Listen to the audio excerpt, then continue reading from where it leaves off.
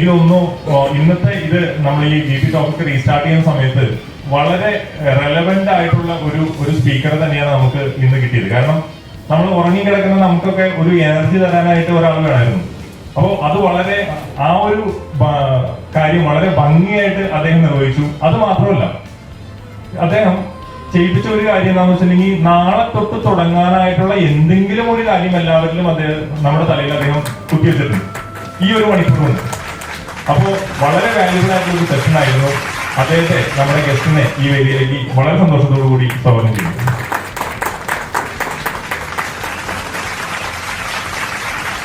നമ്മുടെ vice president Saji, president Suraj, all execom members എല്ലാവരെയും ഞാൻ ഒറ്റ വാക്കില് ഈ മീറ്റിംഗിലേക്ക് ഞാൻ സ്വാഗതം ചെയ്യുന്നു.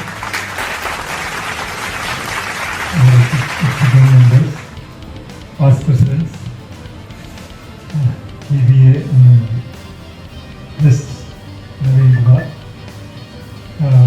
ആദ്യമായിട്ട് ഒരു എനിക്ക് തോന്നുന്നു 2 വർഷത്തോളമായിരുന്നു, 1.5 വർഷമല്ലല്ലോ, 2 വർഷത്തോളമായിട്ടുണ്ടാവും ഇതുപോലെ ഒരു ഫിസിക്കൽ മീറ്റിംഗ് ഇതുപോലെ സംഘടിപ്പിക്കാൻ സാധിച്ചിട്ട്.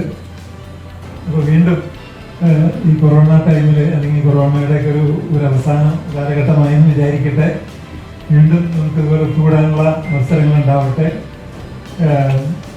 ഇതിൻ്റെ ഇടയ്ക്ക് കഴിഞ്ഞ 2 വർഷമായിട്ട് ഒത്തിരി പേര് ബുദ്ധിമുട്ടുകൾ അനുഭവിച്ചിട്ടുണ്ടാവും, ഒത്തിരി പേര് സ്ട്രഗിൾ ചെയ്ത് അതിൽ നിന്നൊക്കെ കരകയറിയിട്ടുണ്ട്. നിർഭാഗ്യവശാൽ ചിലർക്കൊക്കെ ബുദ്ധിമുട്ടുകൾ ഉണ്ടായിട്ടുണ്ട്, ഒരാൾ നമ്മൾ വേർപെട്ട് പോയിട്ടുണ്ട്. അപ്പോൾ ഞാൻ പറയും, അത് തന്നെ നമുക്ക് നമ്മളെ സംബന്ധിച്ചിടത്തോളം ഇന്ന് നമ്മളിവിടെ ഇരിക്കുന്നത് അല്ലെങ്കിൽ ഇവിടെ ഒത്തുകൂടിയിരിക്കുന്നത് തന്നെ അതൊരു വലിയൊരു ഭാഗ്യമായിട്ട് വേണം കരുതാനായിട്ട്. കാരണം നമ്മളെല്ലാവരും സർവൈവ് ചെയ്യുന്നുണ്ടല്ലോ. കാരണം എനിക്ക് തന്നെ അറിയാം, എൻ്റെ പരിചയത്തിൽ തന്നെ പലരും അതുപോലെ യുവലോകം വിട്ടവരുണ്ട്. അത് തീർച്ചയായിട്ടും പ്രതിസന്ധികൾ ഉണ്ടാവാതിരിക്കില്ല. ഞാനിപ്പോൾ 44 വർഷം കഴിഞ്ഞു ഈ ഫീൽഡിൽ, ബിസിനസ് ഫീൽഡിൽ. അപ്പോൾ നമ്മളെല്ലാ കാലഘട്ടത്തിലും നല്ലതേ വരുള്ളൂ എന്ന് വിചാരിച്ചിട്ട് മുന്നോട്ട് പോയി ശരിയാവില്ല. പ്രതിസന്ധികളുണ്ടാവും. പക്ഷെ പ്രതിസന്ധികളുണ്ടാവുമ്പോൾ there will be light at the end of the tunnel എന്നുള്ള, അല്ലെങ്കിൽ നാളെ ഒരു വെളിച്ചം കാണും എന്നുള്ളൊരു ശുഭപ്രതീക്ഷയാണ് നമുക്ക് എല്ലാവർക്കും വേണ്ടത്. അക്കാര്യത്തിൽ നമ്മുടെ ഇവിടുത്തെ ടീം തുടക്കം തൊട്ടേ തന്നെ ഇതിൻ്റെ അധികാരം കിട്ടിയപ്പോൾ തന്നെ ഭയങ്കര വൈബ്രൻ്റായിട്ട് ആക്റ്റീവായിട്ട് പ്രവർത്തിക്കുന്നു. ഞാൻ തന്നെ ഡൗട്ട്ഫുള്ളായിരുന്നു, കാരണം ഇതുപോലെ ഫിസിക്കൽ മീറ്റിംഗ് ഒക്കെ ഇങ്ങനെ നടത്താവോ. പക്ഷേ അതിനൊക്കെ ധൈര്യം കാണിച്ച ഇപ്പോഴത്തെ എക്സിക്യൂട്ടീവ് മെമ്പേഴ്സിന് പ്രത്യേക ഒരു അഭിനന്ദനങ്ങൾ. തുടങ്ങണല്ലോ അല്ലേ, തുടങ്ങി വെക്കണല്ലോ. കാരണം പേടിച്ച് മാളങ്ങളിൽ വിളിച്ചിട്ട് കാര്യമില്ല എന്ന് പറയും. അപ്പോൾ തീർച്ചയായിട്ടും ഞാനൊരു ഞെട്ടിപ്പിടിച്ച പ്രസംഗത്തിനൊന്നുമില്ല. എനിക്ക് തോന്നുന്നു 2 വാക്ക് വേണമെങ്കിൽ എൻ്റെ ചോദ്യം 2 ഉത്തരം, അങ്ങനെ അതായിരിക്കും നല്ലത്. കാരണം എനിക്ക് പറയാനുള്ളതൊക്കെ പറഞ്ഞ് നിങ്ങൾ കേട്ട് വെളുത്തിട്ടുണ്ടാവും. അപ്പോൾ ആർക്കെങ്കിലും 1-2 ചോദ്യങ്ങളും 1-2 ഉത്തരങ്ങളും ആവാം എന്നെനിക്ക് തോന്നുന്നു. ഒന്നിനല്ല, കാരണം ഒരു വൺ സൈഡ് ടോക്കിനേക്കാളും നല്ലത് എന്നോട് മാത്രമല്ല ഇവിടെ ഇരിക്കുന്ന ആരോട് വേണമെങ്കിൽ ചോദിക്കാട്ടോ. ദിവസം ഞാൻ മോഡറേറ്ററാവാം. ഹാൻഡ് റൈസ് ചെയ്യുകയാണെങ്കിൽ മൈക്ക്. ഓക്കെ സാറേ, എൻ്റെ പേര് സുരേന്ദ്ര എന്നാണ്, BB20 ബാച്ച് മെമ്പറാണ്. എനിക്കൊരു ചോദ്യം മനസ്സിലുണ്ടായിരുന്നു വെച്ചാൽ, വണ്ടർല പാർക്കാണ് ഏറ്റവും കൂടുതലായിട്ട് ഈ കൊറോണ സമയത്ത് എഫക്ട് ചെയ്തിട്ട്. അപ്പോൾ ഈ പാർക്ക് ഷട്ട് ഡൗൺ ചെയ്തപ്പോൾ സാറിൻ്റെ മനസ്സിലെന്തായിരുന്നു, അല്ലെങ്കിൽ അതെങ്ങനെ അത് ആ കാലം മുന്നോട്ട് കൊണ്ടുപോകാൻ പറ്റിയെന്നുള്ളത്? തീർച്ചയായിട്ടും അത് ചില ബുദ്ധിമുട്ടുകൾ നമ്മൾ അനുഭവിച്ചേ തീരുള്ളൂ. ഏറ്റവും കൂടുതൽ നിങ്ങളുടെ ഗ്രൂപ്പിൽ ഇപ്പോൾ വിഗാർഡ് ഉണ്ട്, വണ്ടർല ഉണ്ട്, വിസ്റ്റാർ അല്ലെങ്കിൽ വിഗാർഡ് ഡെവലപ്പേഴ്സ്, ഈ 4 വെച്ച് ഏറ്റവും കൂടുതൽ എഫക്റ്റഡ് ആയത് വണ്ടർല പാർക്ക് തന്നെയാണ്. നിങ്ങളുടെ സ്റ്റാഫിനൊക്കെ സാലറി തുടർച്ചയായിട്ട് കൊടുക്കേണ്ടി വന്നു. അത് നിങ്ങളുടെ ഒരു മര്യാദ, അവർക്കും ജീവിക്കണ്ടേ. അപ്പോൾ ഞാൻ നമ്മുടെ മക്കളോടും അതുപോലെ തന്നെ സീനിയർ മാനേജേഴ്സിനോടൊക്കെ പറയുന്നത്, എല്ലാ കൊല്ലവും ലാഭം മാത്രം കണ്ടാൽ പോരല്ലോ. വർഷത്തിൻ്റെ ടേസ്റ്റും നമ്മളൊന്ന് അറിഞ്ഞിരിക്കണമല്ലോ. പക്ഷെ ഇപ്പോൾ ഞാൻ നേരത്തെ പറഞ്ഞ പോലെ ആദ്യത്തെ ഫസ്റ്റ് വേവ് കഴിഞ്ഞ് പതുക്കെ പിക്കപ്പ് ചെയ്ത് വരികയായിരുന്നു. അത് കഴിഞ്ഞ് വീണ്ടും തിരിച്ചടി കിട്ടി, വീണ്ടും ടോട്ടലി അടയ്ക്കേണ്ടി വന്നു. ഇപ്പോൾ വീണ്ടും എല്ലാം തുറന്ന് പൂർവ്വസ്ഥിതിയിലായിട്ടില്ലെങ്കിലും പയ്യെ പിടിച്ചു കയറുന്നുണ്ട്. പക്ഷെ ഞങ്ങളെ സംബന്ധിച്ചിടത്തോളം അതിൻ്റെ ആ കമ്പനിയുടെ സാമ്പത്തികം ഭദ്രമാണ്. അതുകൊണ്ട് തന്നെ ഞങ്ങൾക്ക് കാര്യമായിട്ട് ബാധിച്ചിട്ടില്ല. ഓൺലി തിങ് ചെന്നൈയിൽ തുടങ്ങാൻ ഉദ്ദേശിച്ച പാർക്കിൻ്റെ ഒരു വർക്ക് തുടങ്ങിയിട്ടുണ്ടായിരുന്നില്ല. അത് കുറേയധികം നീണ്ടുപോയി. ഞാൻ നേരത്തെ പറഞ്ഞത് തന്നെയാണ് ഉത്തരം. അതായത് ചില ബുദ്ധിമുട്ടുകൾ ഇടയ്ക്കിടയ്ക്ക് ഉണ്ടാവും. പക്ഷെ പലപ്പോഴും ബുദ്ധിമുട്ടുകൾ അനുഭവിക്കുമ്പോഴാണ് നമ്മൾ മാറി ചിന്തിക്കുന്നതും. അപ്പോൾ V-Guard അതുവരയ്ക്കും ഓൺലൈൻ മാർക്കറ്റിങ്ങിൽ തീരെ ശ്രദ്ധിക്കാത്തവരായിരുന്നു. ഞാനൊക്കെ പറയാറുണ്ടായിരുന്നു. പക്ഷെ അവർക്കില്ലാത്ത ബിസിനസ് അല്ലാതെ തന്നെ ഓഫ്ലൈനിൽ കൂടെ കിട്ടിയിരിക്കുന്ന കാരണം കൊണ്ട് ഓൺലൈൻ മാർക്കറ്റിൻ്റെ സാധ്യത കാര്യമായിട്ട് എക്സ്ട്രാക്ട് ചെയ്തിരുന്നില്ല. ഇപ്പോൾ V-Guard ഓൺലൈൻ മാർക്കറ്റിങ്ങിൽ കുറേ കൂടി അഗ്രസീവാണ്. ഓൺലൈനിന് വേണ്ടി മാത്രമായിട്ട് സെപ്പറേറ്റ് ഒരു ഡിവിഷൻ തന്നെ ഫോം ചെയ്യേണ്ടി വന്നു. ഒരു കണക്കിന് എനിക്ക് തോന്നുന്നു ഭാവിയിൽ അത് ഒത്തിരി ഗുണം ചെയ്യുമെന്ന് എനിക്ക് തോന്നുന്നു. അതുപോലെ വണ്ടർലി അത് കുറേ ഡിജിറ്റൽ ഇൻഫർമേഷൻസ്, അതായത് പണ്ടൊക്കെ പേപ്പറിലും അല്ലെങ്കിൽ ടി വിയിൽ വരുന്ന പരസ്യമൊക്കെ ഇപ്പോൾ അത് കൂടാതെ ധാരാളം ഓൺലൈൻ മാർക്കറ്റിങ്ങിലേക്കും മാറുകയുണ്ടായി. അപ്പോൾ ഞാനെപ്പോഴും പറയാറുള്ളത്, ഏത് പ്രതിസന്ധിയിലും ചില ഗുണങ്ങൾ ഉണ്ടാവും.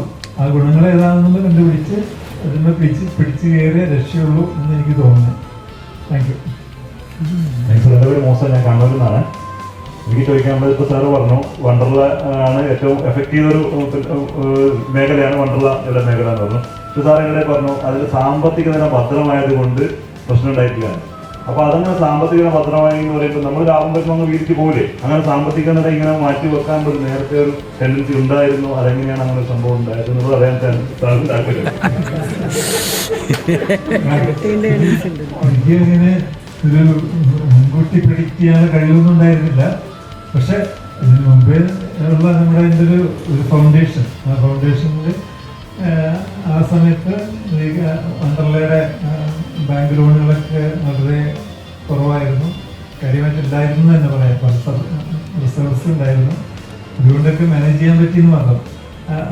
പക്ഷെ അതേസമയം ഓരോ കമ്പനികൾക്കും വ്യത്യാസം ഉണ്ടായിരിക്കും, ഒരു സംശയം വേണ്ട. എനിക്ക് തന്നെ അറിയാം, ചില കമ്പനികൾ വല്ലാതെ പുറകോട്ട് പോയിട്ടുള്ള കമ്പനികൾ എനിക്കറിയാം. പക്ഷെ അതിൻ്റെ ഇടയ്ക്ക് ചെറിയ കൊച്ചു സ്ഥാപനങ്ങൾ, അതായത് ഒരു ചെറിയൊരു എക്സാമ്പിൾ, കലൂർ മാർക്കറ്റിൽ പച്ചമീൻ വെക്കുന്ന ഒരുത്തനുണ്ടായിരുന്നു.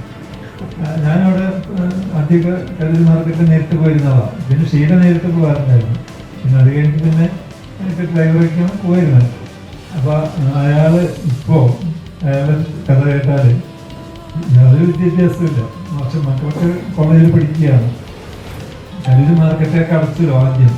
അപ്പോൾ അയാളുടെ മകള് പറഞ്ഞിട്ട് ഓൺലൈനിൽ വാട്സപ്പിൽ മീനിൻ്റെ ഫോട്ടോ ഇട്ട് ഇതുവഴി പരമാവധി ആളുകളിൽ എത്തിച്ച് ഇപ്പോൾ ഷീല മീൻ വാങ്ങിക്കുന്നത് ഇയാളുടെ നിന്നാണ്. അതായത് വാട്സപ്പ് നോക്കിയിട്ട് രാവിലെ 6-7 മണിയാകുമ്പോഴേക്കും കുറേ ഫോട്ടോസ് വരുത്തേ ഇയാളുടെ. ആ മീനുണ്ട്, ഈ മീനുണ്ട്, അതിൻ്റെ ഇടയിൽ വിലയൊക്കെ എഴുതി അത് വിളിച്ചു പറഞ്ഞാൽ കറക്റ്റ് ടൈമിന് വൃത്തിയാക്കി ക്ലീൻ ചെയ്ത് വീട്ടിലെത്തിക്കും. അതും ഒരു ഓൺലൈൻ മാർക്കറ്റിംഗ് ആണല്ലോ. അയാളുടെ വിദ്യാഭ്യാസം വേണമെങ്കിൽ 4ാം ക്ലാസ് ആയിരിക്കും. പക്ഷെ ഞാൻ പറയുന്നത് ഇതിനും ഒരു അവസരമുണ്ട്. അതായത് അയ്യോ എനിക്ക് അങ്ങനെ പറ്റിയില്ല, എനിക്കിങ്ങനെ എൻ്റെ ഭാഗ്യക്കേട്, അല്ലെങ്കിൽ ഇത് ഞാനെങ്ങനെയായി പോയില്ലേ എന്ന് വിചാരിക്കാതെ മുന്നോട്ട് പോകുന്നവരാണ് രക്ഷപിടിക്കാമെന്ന് ഞാൻ പറഞ്ഞു മാത്രം. ശരിയല്ലേ? Okay, thank you. Sir good evening. ഞാൻ ഡോക്ടർ കെ പി നജൂറി, തിരൂരിലാണ് വരുന്നത്. സാർ, എൻ്റെ ഒരു സ്റ്റുഡൻറ്റ് അടുത്തിടെ ഒരു പെൺകുട്ടിക്ക് കല്യാണം ഉറപ്പിച്ചിട്ട് പെട്ടെന്ന് കല്യാണം മുടങ്ങി പോവുകയുണ്ടായി. അപ്പോൾ ഞാൻ കുട്ടിയുടെ ഫാദറിനോട് അന്വേഷിച്ചു എന്തുകൊണ്ടാണ് കല്യാണം മുടങ്ങിപ്പോയതെന്ന്. അപ്പോൾ അദ്ദേഹം പറഞ്ഞ മറുപടി വളരെ രസകരമായ ഒരു മറുപടിയായിരുന്നു. ആ പയ്യന് ബാംഗ്ലൂർ IT കമ്പനിയിൽ ജോലി ഉണ്ട് എന്നുള്ളത് ഒരു അറിവിൻ്റെ പുറത്താണ് ഞങ്ങൾ മാരേജ് ഫിക്സ് ചെയ്തത്. പക്ഷേ ഈ ഇടയായിട്ട് പയ്യന് വേറെ ചില വേണ്ടാത്ത ഇടപാടുകളൊക്കെ ഉണ്ട്. അതുകൊണ്ട് ഞങ്ങൾ വിത്തുകൾ വരുന്നതാണ്. അപ്പൊ ഞാൻ ചോദിച്ചു എന്താണെന്ന്. അപ്പൊ എന്റെ സംശയം എന്ന് വെച്ചാൽ വല്ല മയക്കുമരുന്നോ വല്ല കഞ്ചാവോ അല്ലെങ്കിൽ വേറെ എന്തെങ്കിലും വിചാരിച്ചത്. പക്ഷെ ഞാൻ ചോദിച്ചു എന്താ ചോദിച്ചപ്പോ ആ ഫാദർ പറഞ്ഞ മറുപടി, അവൻ ഈ സ്റ്റാർട്ടപ്പിന്റെ ഒക്കെ അസ്കിലെന്ന്. അപ്പൊ അതുകൊണ്ട് ഞങ്ങൾ പിന്മാറി എന്നാണ് അദ്ദേഹം പറഞ്ഞത്. അപ്പോൾ എൻ്റെ ജീവിതത്തിൽ ഉണ്ടായിട്ടുണ്ട്. ഞാനിപ്പോൾ ഈ ടീച്ചിങ് പ്രൊഫഷനിൽ അങ്ങനെ ഓൺട്രപ്രണർ ആയിട്ട് മാറിയപ്പോൾ എൻ്റെ വീട്ടിൽ നടക്കുന്ന ഒരുപാട് പേരെ എതിർത്തു. എല്ലാ ആവശ്യമുണ്ടോ നമുക്ക് സേഫായിട്ട് ജോലി ഉണ്ടാകുമ്പോൾ ഇതിൻ്റെ ആവശ്യമുണ്ടാവും. അപ്പോൾ നമ്മുടെ സമൂഹത്തിന്റെ ഈ രീതിയിലുള്ള ചിന്താഗതിയിൽ മാറ്റം വരുത്താനും യുവാക്കൾക്കിടയിൽ സംരംഭത്വം ഇതുപോലെ ഊട്ടിയുറപ്പിക്കാനും നമ്മൾ പ്രത്യേകിച്ച് നമ്മുടെ വിജയീഭവ എന്ന് പറയുന്ന ഈ സംഘടനയോട് നമുക്ക് എന്തെല്ലാം കാര്യങ്ങൾ ചെയ്യാൻ പറ്റും സാറെന്ന് പറയും. ഇതൊരു കാഴ്ചപ്പാടിന്റെ മാറ്റമാണ്. ഇപ്പൊ കേരളത്തില് ഞാൻ പറയാറുണ്ട്, പരമ്പരാഗതമായിട്ട് നമ്മൾ കൃഷിയെ ആശ്രയിച്ചായിരുന്നു നമ്മുടെ ജീവിതം. അതേസമയം ഇപ്പൊ ഗുജറാത്തിലോ അല്ലെങ്കിൽ മഹാരാഷ്ട്രയിലോ അവിടുത്തെ ഒരു ആറ്റിറ്റ്യൂഡ് ഇങ്ങനെ ആയിരിക്കില്ല. അവിടെ ഒരു പയ്യൻ ബിസിനസ്സിലേക്ക് ഇറങ്ങിയെന്ന് കേട്ടാൽ അതിന് പെണ്ണ് കൊടുക്കാനായിട്ട് കൂടുതൽ പേരുണ്ടാവുമായിരിക്കും. ഇവിടെ അങ്ങനെയല്ല. ഇവിടെ അത് വിജയിക്കൂ. കാരണം ആ പാരൻസിനെ കുറ്റം പറയാൻ പറ്റില്ല. കാരണം ഫെയിലിയർ സ്റ്റോറീസാണ് നമ്മൾ അധികം കേട്ടിട്ടുള്ളത്. ഇത് ഏറ്റവും കൂടുതൽ അനുഭവിച്ചത് ഞാനായിരുന്നു പണ്ട്. അന്ന് ഞാൻ ബാച്ചിലർ ആയിരുന്നു. അത് കാരണം കൊണ്ട് അങ്ങനത്തെ ചോദ്യം ഉണ്ടായില്ല. അപ്പൊ ഇതിന് മാറ്റം വരണമെങ്കിൽ കൂടുതൽ എന്റർപ്രണേഴ്സ് പൊങ്ങി വരണം. പക്ഷെ എന്റർപ്രണേഴ്സ് പൊങ്ങി വന്നാൽ മാത്രം പോലെ അതിന്റെ കഴിവ് തെളിയിക്കണം. അങ്ങനെ സമൂഹത്തിൽ അത് പരക്കണം. അതിൻ്റെ ഒരു ചെറിയൊരു തുടക്കമായിരുന്നല്ലോ നമ്മുടെ ഈ ഭവ തുടങ്ങിയതും. കൂടുതൽ പേര് ആ ഒരു മെസ്സേജ് എത്തിക്കുക, അല്ലെങ്കിൽ അവർക്കൊരു how to take your company to the next level എന്നുള്ളത് ഒരാൾ വിചാരിച്ചാൽ ഒന്നും നടക്കില്ല. പക്ഷെ എല്ലാവരും കൂടി വിചാരിച്ചാൽ ചിലതൊക്കെ നടക്കും. പക്ഷെ ഇപ്പോൾ കേരളത്തിൽ ഒത്തിരി മാറ്റങ്ങൾ ഉണ്ടായിട്ടുണ്ട്. ആ കക്ഷി ആ നേരത്തെ പറഞ്ഞ അങ്ങേര് ദുഃഖിക്കേണ്ടി വരും പിന്നീട്. നമ്മളിപ്പോൾ 6ാമത്തെ വാർഷികത്തിൽ നിൽക്കുകയാണ് BBAയുടെ. അപ്പം ബിസിനസ്സിന് മാറിയിട്ട് ഞാൻ വളരെ ചോദ്യം ചോദിക്കുകയാണ്. ഈ 6 വർഷത്തെ BBAയുടെ വളർച്ച അല്ലെ തളർച്ച എന്താവട്ടെ സാറിൻ്റെ കാഴ്ചപ്പാട്? സാറിന് പ്രതീക്ഷക്കൊത്ത് ഉയർന്നിട്ടുണ്ടോ? ഇനി BBAക്ക് വേണ്ടി BBA മെമ്പേഴ്സിന് വേണ്ടി സാറിൻ്റെ മനസ്സിൽ എന്തെങ്കിലും പുതുതായിട്ട് ആശയങ്ങളോ അല്ലെങ്കിൽ എന്തെങ്കിലും എക്സ്പെക്ടേഷൻ ലെവലുണ്ടോ? സാർക്ക് നിങ്ങൾ ആ രീതിയിൽ ഷെയർ ചെയ്യാൻ? ആക്ച്വലി BBA അലുമിനി ഇത്രയും വളർന്നു വലുതാവുന്ന ഒരിക്കലും ഞാൻ തന്നെ പ്രതീക്ഷിച്ചിട്ടില്ല. കാരണം ആദ്യം എൻ്റെ മനസ്സിൽ അങ്ങനത്തെ ഒരു കോൺസെപ്റ്റ് ആദ്യം ഉണ്ടായിരുന്നില്ല. നമ്മൾ ഒരു ബാച്ചായിട്ട് ട്രെയിനിങ് കൊടുക്കുന്നു, വിടുന്നു എന്ന് മാത്രമായിരുന്നു. പക്ഷെ പിന്നീടാണ് ആദ്യത്തെ പ്രദീപൊക്കെ ഉണ്ടല്ലോ അവിടെ, ആദ്യത്തെ ബാച്ചിലുള്ളവർ പറഞ്ഞ് നമുക്കൊരു കൂട്ടായ്മ വേണം. ഓക്കെ, അങ്ങനെ ആയിക്കോട്ടെ. അപ്പോൾ അത് അന്ന് 10-20 പേരുള്ളൂ, അല്ലെങ്കിൽ 10-30 പേരുള്ളൂ. അങ്ങനെ അവരൊരു കൂട്ടായ്മ വന്നു. പിന്നെ അടുത്ത ബാച്ചും കൂടി അതിൻ്റെ കൂടെ ചേർന്നു. അടുത്ത ബാച്ചും അതിൻ്റെ കൂടെ ചേർന്നു. അങ്ങനെയാണ് വീണ്ടും ഇത്രയ്ക്കും വലുതായതും 6 കൊല്ലമായിട്ട് അത് വളർന്ന് വലുതായിക്കൊണ്ടിരിക്കുന്നു. കഴിഞ്ഞ ഒരു 2 കൊല്ലമായിട്ടുള്ള അതൊന്ന് സ്റ്റക്കായി നിന്നത്, കൂടുതൽ ബാച്ചസ് ഇറങ്ങാതെ നിന്നത്. അപ്പോൾ നേരത്തെ ചോദിച്ച പോലെ നമുക്ക് എത്രയും വേഗം അടുത്ത ഫെബ്രുവരിയിലെങ്കിലും പുതിയൊരു ബാച്ച് ഇതുപോലെ ഓർഗനൈസ് ചെയ്യാൻ പറ്റട്ടെ എന്ന് വിചാരിക്കുന്നു. അപ്പോൾ തീർച്ചയായിട്ടും ജൈവ അലുമിനിയുടെ BBAയുടെ പ്രവർത്തനങ്ങൾ എന്നെ വളരെ സന്തോഷിപ്പിക്കുന്നുണ്ട്. Thank you. അതോടൊപ്പം തന്നെ നിങ്ങൾക്ക് അതിൻ്റെ ഗുണം കിട്ടിക്കൊണ്ടിരിക്കണമെന്ന് വിചാരിക്കുന്നു. Okay, thank you. So wish you all the best. Thank you so much. നേരത്തെ സൂചിപ്പിച്ചതുപോലെ നമ്മുടെ ആനിവേഴ്സറി എന്ന് പറയുമ്പോൾ നമ്മുടെ ബർത്ത്ഡേയും കൂടിയാണ് BBAയുടെ. അതുകൊണ്ട് ബർത്ത്ഡേ കേക്ക് ഇല്ലാണ്ട് വിട്ടില്ലല്ലോ. സോ നമ്മുടെ ബർത്ത്ഡേ കേക്ക് ഇവിടെ റെഡിയാണ്. അപ്പോൾ ബർത്ത്ഡേ കേക്ക് കട്ട് ചെയ്യുന്നതിന് വേണ്ടി ഡൈസുള്ള എല്ലാവരും, അതോടൊപ്പം തന്നെ നമ്മുടെ past presidents and all available execom മെമ്പേഴ്സിനെയും സ്റ്റേജിലേക്ക് ക്ഷണിച്ചുകൊള്ളുന്നു.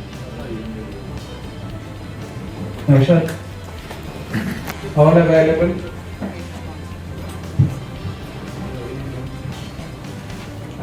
ഇന്നിപ്പോൾ നമ്മുടെ ഈ കേക്ക് നമ്മൾ വാങ്ങി എത്തിയിരിക്കുന്നത് നമ്മുടെ തന്നെ മെമ്പറായ ടെലിജറ്റിലേക്ക് ഫലൂഡ എന്ന് പറഞ്ഞ നമ്മുടെ ഇവിടെ നിന്നാണ് നമ്മുടെ കേക്ക് വന്നത്. പ്രസിഡന്റിന്റെ പ്രത്യേക ഇഷ്ടപ്രകാരമുള്ള ചോക്കോറേറ്റ് എന്ന് പറഞ്ഞ ഇത് തന്നെ വേണമെന്ന് പറഞ്ഞിട്ടാണ് അത് വാങ്ങിയിട്ടുള്ളത്.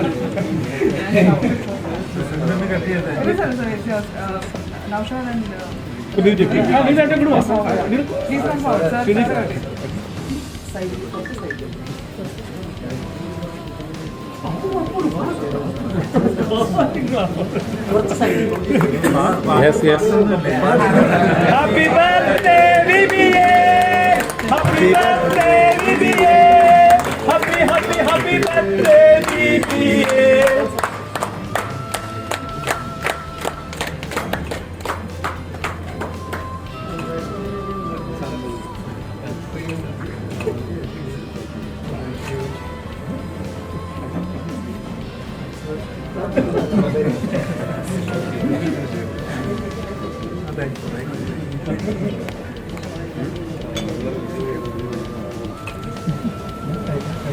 ഇതെല്ലാവർക്കും എത്തിക്കാനുള്ളൊരു ചെറിയ കേട്ടോ നമ്മുടെ നൗഷാദിനും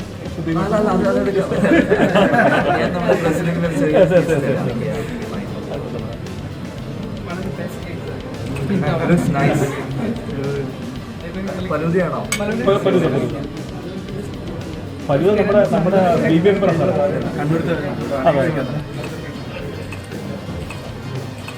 ശരിയായിട്ട് കേക്ക് വെട്ടിയിട്ട് എനിക്കില്ല. പിടിച്ചു നിൽക്കാൻ പറ്റുന്നില്ല പിടിച്ചു നിൽക്കാൻ പറ്റുന്നില്ല ഇത്രയും ആക്റ്റീവായിട്ടുള്ള ഒരു BBA നമ്പർ വരെ ഉണ്ടാവില്ല. അപ്പം അദ്ദേഹത്തിന് ഒരു പീസ് കേക്ക് അയാൾ ആക്രാന്തത്തോട് ചോദിച്ചതുകൊണ്ട് ചോദിച്ചോണ്ടല്ല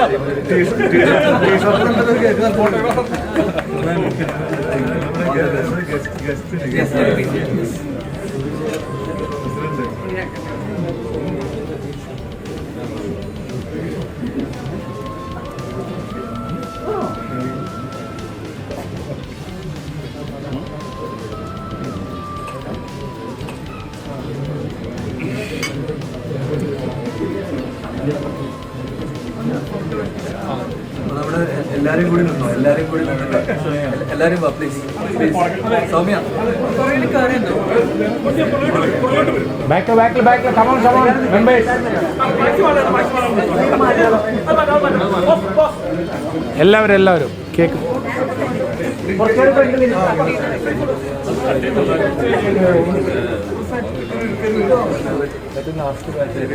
ബാക്കിൽ ആ പൊക്കമുള്ളവരൊക്കെ ബാക്കിൽ പോട്ടെ.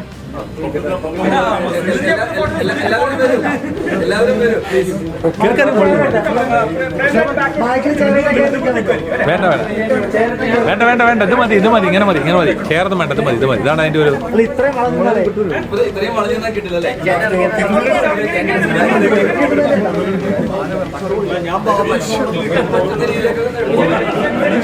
വാ പാർക്ക്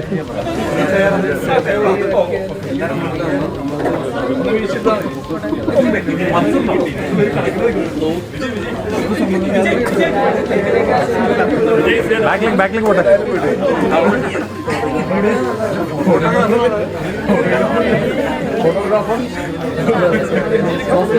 ഏയ് പാർവതി ഞാൻ അവിടെ നിന്നോളാം. മാസ്ക് മാറ്റിയെന്നോ